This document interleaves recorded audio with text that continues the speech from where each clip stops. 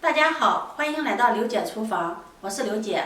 今天给大家分享辣椒炒蛋好吃的做法，这也是我跟饭店大厨才学的，香辣开胃，下酒又下饭。一起看看我是怎么做的吧。首先，我们准备一些辣椒和鸡蛋，鸡蛋的多少根据家人的多少来决定。我这里准备了4个鸡蛋，鸡蛋先放在一旁备用。我们先来处理辣椒。这个辣椒是自己家种的，早上刚摘的。辣椒炒鸡蛋想要好吃，辣椒一定要选择新鲜的辣椒，这样的辣椒才会口感清脆鲜香。把辣椒放入盆中，加入1勺食盐，再倒入清水，把辣椒清洗干净。自家种的辣椒虽然不打农药，但是上面也会有一些灰尘和虫卵，一定要清洗干净。加入食盐可以起到杀菌消毒的作用。把辣椒清洗干净后，控水捞出，再用清水给它多清洗2遍。把辣椒清洗干净，吃着才会放心，更健康。洗净后控水捞出，再去掉辣椒的蒂，再斜刀切成薄片，不要太厚了，薄一些口感更香更清脆。切好后装入碗中备用。接下来再准备一把大蒜，把它切碎，切成蒜粒，切好后放入盘中备用。接下来再准备1块五花肉，把它先切成厚片，再改刀切成粗条，切好后收入盘中备用。接下来碗中打入4个鸡蛋，加入少许食盐入一下底味儿，再来一点胡椒粉去腥，用筷子搅拌均匀。打鸡蛋也是有技巧的，用筷子挑起蛋液，顺着一个方向给它打圈的转起来，打至蛋液起大泡，蛋液也就打匀了。打匀后，把蛋液浇在辣椒上，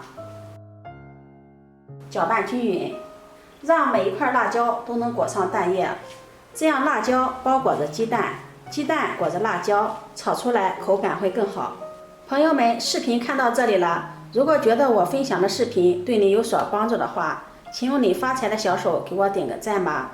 你的每一次点赞、关注、转发都是我前进的动力，非常感谢你的支持。搅匀后放在一旁备用。接下来我们再来调一个料汁，碗中加入1勺食盐，1勺白糖提鲜，胡椒粉，再加入少许的生抽、蚝油，加入半碗清水，给它搅拌均匀。提前调好料汁，既可以节省时间，又可以防止在炒的时候手忙脚乱。搅匀后放在一旁备用。接下来锅烧热，加入少许的食用油，油热倒入辣椒鸡蛋液，用中火把辣椒鸡蛋煎至定型。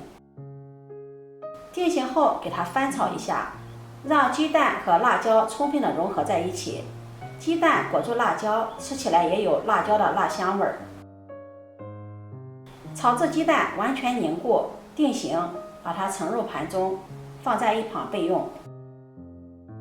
锅中再加入少许的食用油，油热倒入五花肉，小火煸炒，炒出五花肉的油脂。